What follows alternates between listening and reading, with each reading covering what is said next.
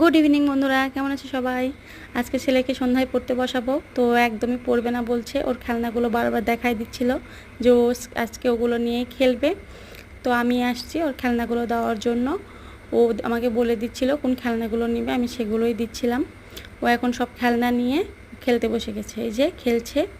ও এখন যেগুলো যেগুলো ওর পছন্দের খেলনা সেগুলোই নিয়ে বসছে। রিমোট কন্ট্রোল কার নিয়েছে, আইসক্রিমের গাড়ি নিয়েছে, আর অনেক কিছু খেলনা নিয়েছে। নিয়ে ও এখন খেলছে। ওর খেলা খেলা মানে তো খেলা নয়, এক্সপেরিমেন্ট করা। এটা নিয়ে এটা করবে, সেটা করবে, এটাই হচ্ছে ওর মেন কাজ। খুলে মিলে দেখবে। এই যে একটা ভাঙা হয়ে গেছে, ও এখন সেটা আমার কাছে নিয়ে আসছে। নিয়ে এসে এখন বলছে এটা ঠিক করে দাও। তাই আমি বললাম আচ্ছা ঠিক করে দেবো। তো ও এখন আমার থেকে নিয়ে ও নিজেই ঠিক করার জন্য চলে যাচ্ছে। এই যে ওটা এখন ঠিক করবে। ওর তো এসবই কাজ। ও এখন আরও খেলনাগুলো আবার নিয়ে দেখতেছিল।